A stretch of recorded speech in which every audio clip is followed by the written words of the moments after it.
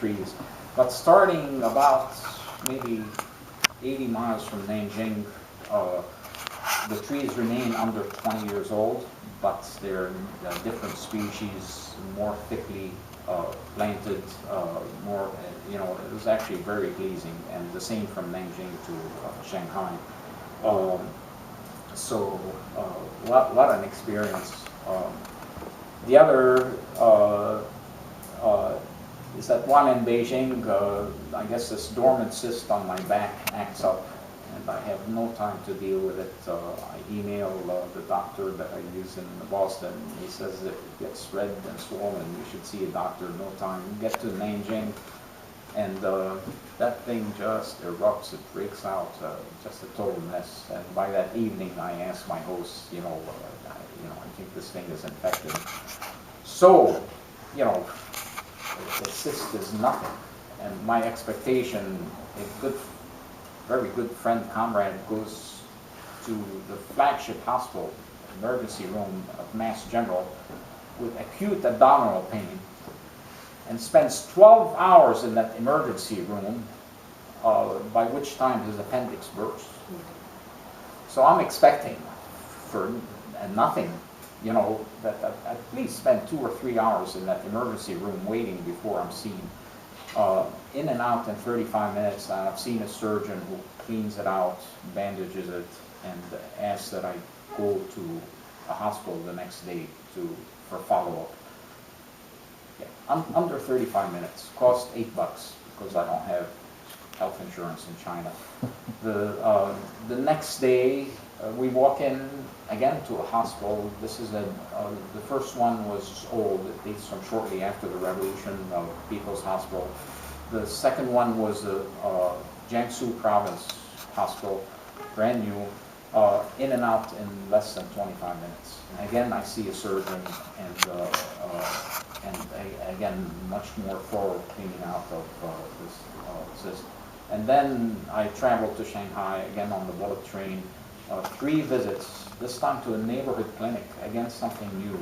And each time cost under $3, and each time in and out in less than 20-some minutes. The last time we went there at 8 in the morning because I was coming back to the U.S., and in and out in less than 10 minutes, each time so quick. No appointment. So, both for the bullet train and for the medical care, an enormous amount of planning, education of doctors, education of engineers, building of the buildings, had to go in. Education of nurses, pharmacists, the infrastructure, extraordinary. And the bullet train is about 2 years old. The frequency of trains was just amazing. And they're from all over. And I think in China, here in California, there's been talk for, quite a while about having a fast train run from San Francisco to Los Angeles, 400 miles. And in China, in these 2 years, it's more than 5,000 miles of bullet trains. And again, the frequency is astonishing. And then the integration with infrastructure in the cities. So in Beijing, again, this short subway ride to the new station, it goes into Nanjing to just a stunning, huge station, almost entirely solar powered, that has the subway stop right there. So that in less than 10 minutes, you're in the city center. And the same thing in Shanghai. Astonishing, but they're coming from all over, and the frequency is just astonishing.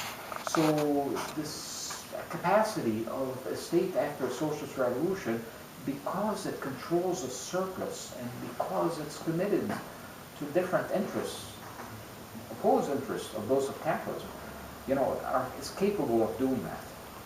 And yet, despite this, and I was quite blunt with the leaders, unless in particular the gap between leadership and the mass of workers, which has developed as a cost of developing China's economy, unless that gap is closed, unless there's effective education in Marxism, unless there's addressing of not only domestic but international tasks, there is that danger, and it'd be foolish to ignore it, of disintegration of China. However, and this may be a decisive development for humanity, the indications, and I think I surprised my host in China, in 2006, the indications to me then were that the productivity of labor in China, sometime around 2005, 2006, began to surpass productivity of labor in a wide range of manufacturing, low-tech to high-tech, in any capitalist country. And again, this may be a decisive development because it allows China to set its terms internationally. They have a whole lot more to do. And this past summer, I saw a report. It's possible that Al sent it to me. It's possible, by an expert in power systems, generation of electric power in particular, who estimated that in 2006, what he called the fleet efficiency of China's power development surpassed that of the United States. And that's, practically 7 long years ago. We hear a lot about China opening up coal plants. For every new coal plant that they open, which are pretty amazing in terms of their efficiency, and they close down 2 older plants, and we don't hear that. So, in any event, that's essentially, my trip to China. And absolutely a wonderful experience, and I think potentially will have an impact. So thanks so much. Brought out a bunch of stuff by Victor Perlo. Can't take these, but you can probably find them. Some of them are framed again from International. Well, thank you very much, Wadena.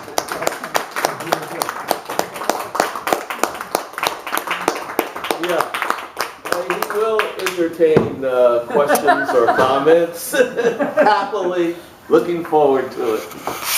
Oh, again, that's my protection. He wrote up that I'm a compelling observer of China. That's the observer of China.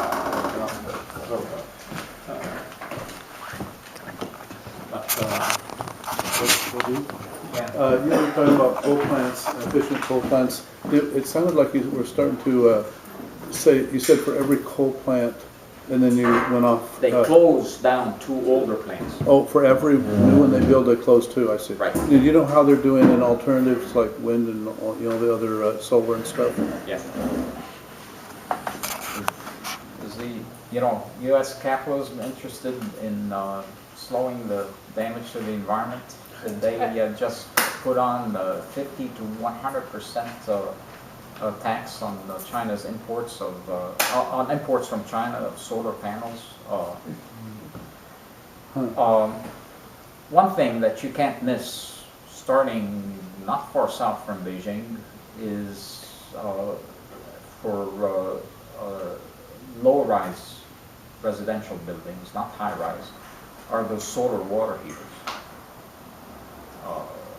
My training actually is in chemistry and physics, and I know extraordinary knowledge of thermodynamics and application of it is behind these solar water heaters. And water heaters are the 2nd largest user of energy in the house after heating and cooling. So they're just everywhere for low-rise buildings, and it's more of a problem for high-rise buildings. And I asked what they doing, and they're using natural gas in them, as far as I can tell. So, this very rapid move towards using renewables, above all solar, and China can produce solar cells, less than half the cost of any capitalist country, because oil is so central to the profits and debt repayments of the largest owners of capital. We're still that dependent on oil and hydrocarbons. So it's reasonable, what they're doing. Very difficult to, you know, expand on a large scale. You know, we talked a lot about actually reducing how much energy is needed, period, not least with local food production.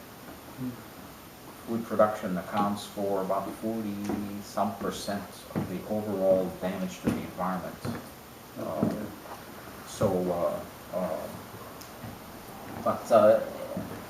It's reasonable. But one way to understand is effectively China, which I compare to a labor union that's risen to state power, atop a great mass upsurge that broke the back of the old ruling class and its power. And China's unions as subcommittees of that, but like labor unions, but of course different with China and rising to state power. Unions here, unions in capitalist countries, effectively have to make the best out of a bad situation. You know, sometimes we wonder, why aren't unions doing much more? You know, and part of the answer is unions are limited to make the best out of a bad situation. But the truth is China, mighty China today, also must make the best out of a bad situation. So there's this massive and accelerating environmental destruction in the rest of the world, and you know, and capitalism is not just unwilling; it's incapable of halting the destruction. Yeah, I want to make a little quick comment on this. In the Party Congress, the 18th Party Congress that just finished, in the report, for the first time, they placed environmental problems and ecology within the report and gave it a central position in the report. And so that would indicate that at the highest levels, that the awareness of the need to act is very important. Let me just add one little bit.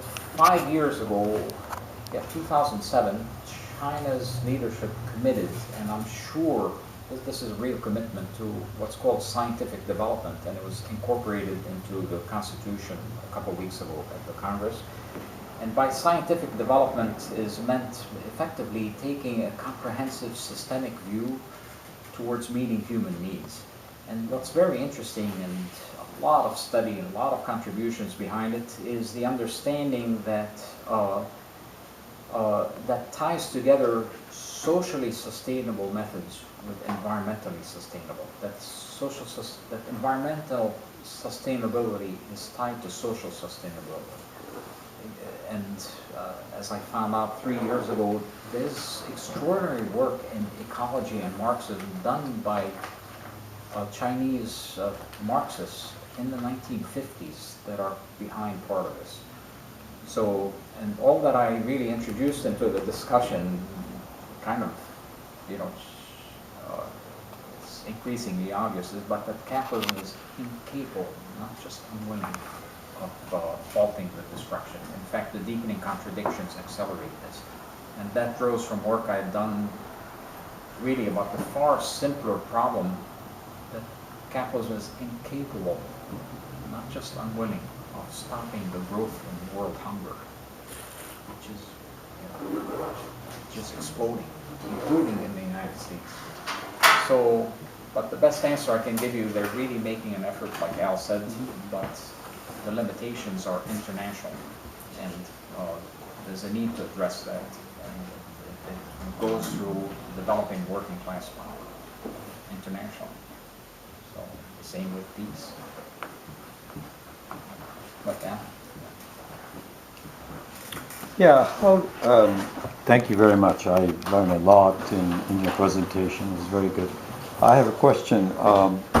How does the party, now that they have capitalist class, which is part of the scene of China and exploits labor, how does the party stay a working class party as against becoming handmaiden of the new capitalist class?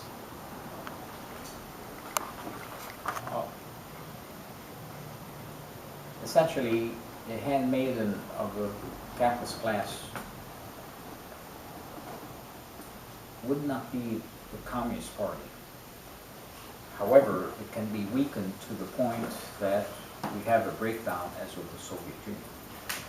So in some ways, and the way they place the emphasis, sometimes, you know, I mean, they realize that they've paid this very, very high price. In some ways, sacrifices as great as those that preceded the revolution to expand the productive forces, as they put it. And now the question is, you know, like I said, there's a capitalist class, how to get out of this. Part of the answer, I would say, is this task of separating functions. But the more general principle, don't know if it's helpful to you, is in terms of strengthening the working class, including in education, consciousness, and organization. And obviously in education and Marxism and making it effective. One example I gave of achieving more effective education in Marxism is by involving workers through their organizations in the setting of prices. You know, how much should this cost? Together with the producers, together with government, together with the purchasers, whether the purchaser is an industrial purchaser or individuals, so that also the issue of quality enters into it. That surprised them in terms of effectiveness of the education. Involve workers in setting of prices, but also, should we be producing this product or a variety of other, you know, products that you wonder, should China be producing this? So another example in terms of strengthening workers, you know, they asked me point blank for a recommendation. One was to reduce the length of the work week, because nothing weakens the working class like significant unemployment. So in China, they have 4 to 5% urban unemployment. The countryside is a different story and a more difficult problem, but the urban unemployment does exist. By reducing the length of the work week and hiring more workers to address, you know, it also means that workers would have more time to study, including study Marxism. Also more time to sleep or play or whatever, but have more time and not least study. And but again, that general principle, develop this international labor solidarity, defense of David Ravel,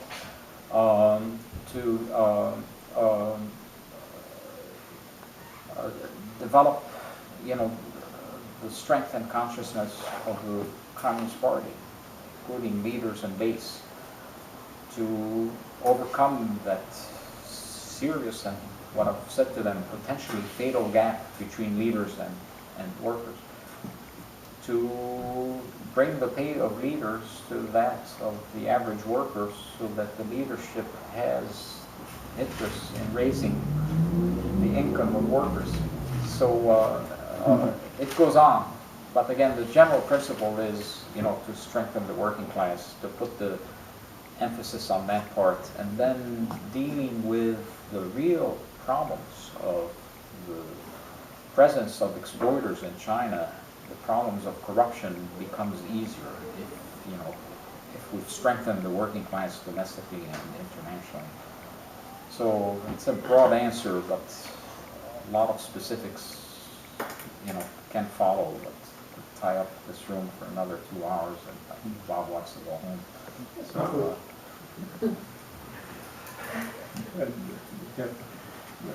David, and then. I know that you studied the Chinese economy, I just would like your impression, based on the 18th Congress documents and things you've seen, in terms of the shape of the Chinese economy today, what proportion of production do you think is in private capitalist production? What proportion is state production? And how would you characterize the different sectors? And then finally, what is the trend? And what do you think the party believes the trenches now. Right. So that's always something that's always is in dispute in China and in Right. the West. Right. Yeah. And truth is that David knows more about China's economy than I do. And in the talk at the Left Forum in March 2011, he gave a talk that opened my eyes. Indications are probably the state controls 70% of production, some of it through joint ventures. Much more important is that the state controls the People's Liberation Army.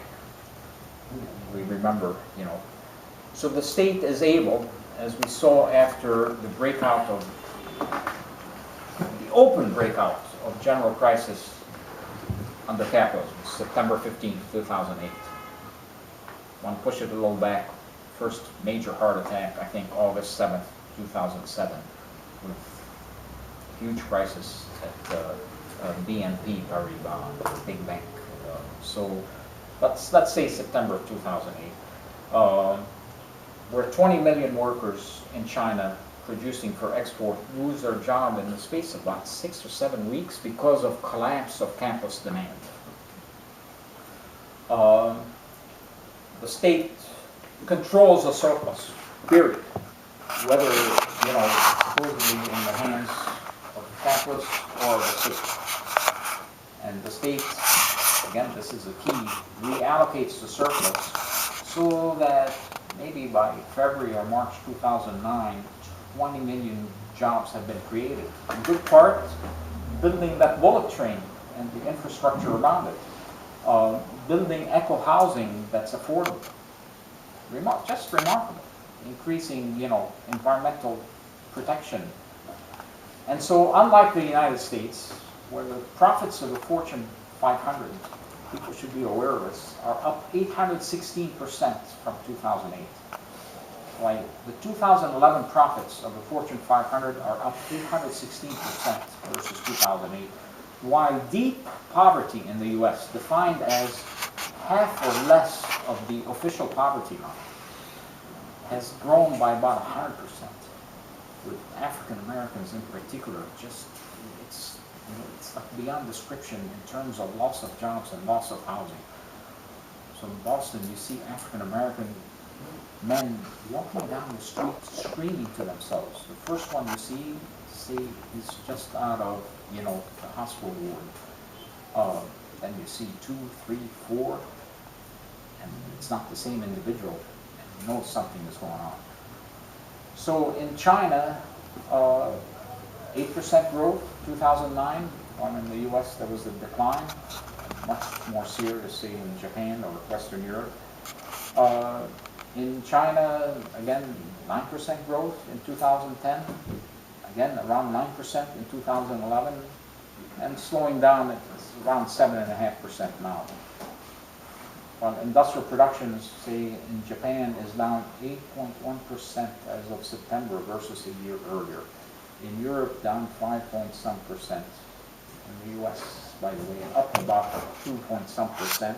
Industrial production is back almost to the 2007 level, but that's achieved in part by destroying Japan or Western Europe's economies and to maintain industrial capacity in the U.S. hasn't disappeared. Jobs have disappeared. The unions have been, you know, taken quite a hit, but industrial production hasn't disappeared the way it has, say, in Britain. Disappeared is too strong, but industrial production in Britain may be 50% of the level of 1980. But in any event, there's significant strengthening of the state sector in China, especially since 2008. But another side of it is that the profits for the owners of enterprises, in other words, of capitalist enterprises, have taken a hit. And with that come pressure on the officials to relax on labor laws, come pressures basically to cheat workers out of their wages, to take shortcuts on environmental protection and so on. And so, you know, the dynamic that's playing itself out is, you know, the state sector has gotten stronger, but so has the pressure from the exporters. And that reminds me, basically, Lenin once said, you know, the successes of socialism will not, you know, lead the exporters to say, oh boy, socialism is a superior social system, but will multiply their resistance. And that's happening from world capitalism, and that's happening among the internal exporters. And so there's this effort then to, you know, effectively try to undermine, and I'm not sure that much of China's leadership, especially on the government side, is prepared to deal with that pressure. So, you know, there's a lot of complaint about corruption, and it's, you know, pretty open.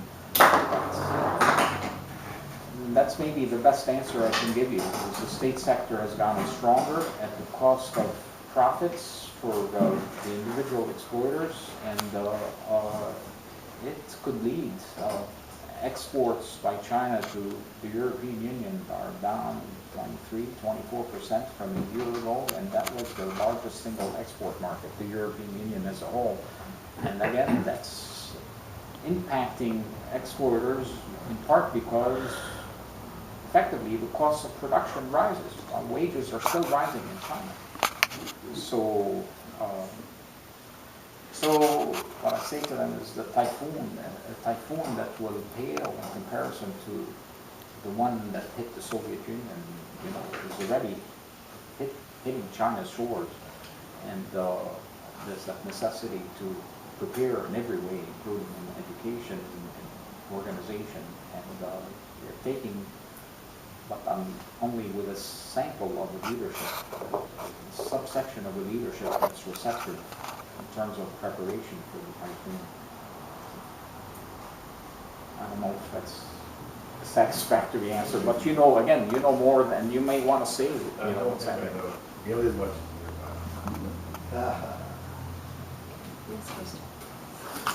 You mentioned that the United States is now more in Africa because China is in Africa.